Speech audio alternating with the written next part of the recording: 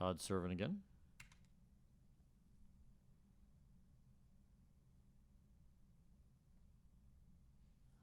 Oh, bounce, speed up, and sails long. Well long. Not even close. And so, as from a couple points ago, Irvine did a bounce, speed up, and it went long. Now Todd goes, hold my beer, and does one. Let's take a look at it again. So she gets another short ball. So now she's getting to lean forward and hit it.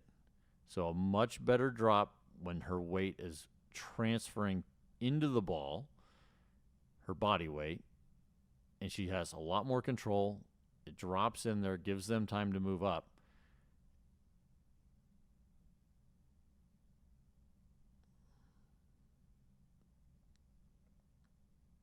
That is just a bad decision on thinking of when and why should you attack. I know she felt good that they had the momentum of getting up to the kitchen line, but you got to realize the first thing is, hey, we got up here. Now we're neutral. Now I want to get a ball that I want.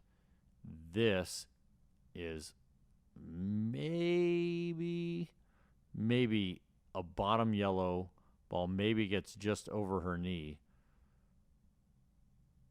Number two, this is a lot. There's a lot of bad here. So let's just think about where and what could actually go good on this. So we know she hits it middle out. So she's hitting it between the two people, which, okay, I can understand that. The problem with that is she's hitting to the short part of the court. So if you're actually going to hit a ball on this bounce speed up and say, where should you hit it? Theoretically, you should be hitting it towards this corner to give yourself the max amount of court distance so that it goes in, so that you can hit it as hard as possible. That means she's hitting it directly into her opponent, who is standing there, who will also then most likely hit it back. The problem is for that, in this position, here's our triangle. She would be attacking cross court. So I always like to do these. You guys have probably seen this before if you watch some of our other videos. This part of the triangle, I'll turn it blue. That part of the triangle is the longest distance, the 3, 4, 5. Like if this is 3 feet, that's 4 feet, that's 5 feet, that's a right angle triangle. And we all learned that in probably high school or junior high.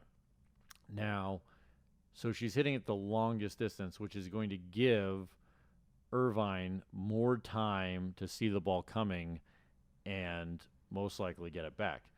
The next thing is because this ball, I'm going to just move a couple frames forward so we can see the ball. I like it right about there. So if this ball had traveled this path, where does the ball naturally want to go if Irvine hit it? It would be deflect. The entire force of the ball now wants to go this way, right? It wants to go on the same trajectory on the deflect. There's nobody on your team standing over here, and that's where those points you see in pickleball all the time where someone attacks cross court and that person doesn't even have to do anything to it. They're just deflecting that energy, and your other teammate isn't in space. So even if they had hit this ball for the most likely best spot to hit it, and where that would most likely go in, their own team isn't ready for the speed up. And as they always say, don't speed it up if you're not ready for the speed. And right here, Parenteau and Todd aren't even ready for the speed up, and Todd isn't thinking about that. And so that's one of the reasons why this is multiple steps of bad and not the correct shot on multiple levels not to do. So I really hope you take away from this realizing when you should speed it up and when you shouldn't. That point right there was literally a masterclass in what not to do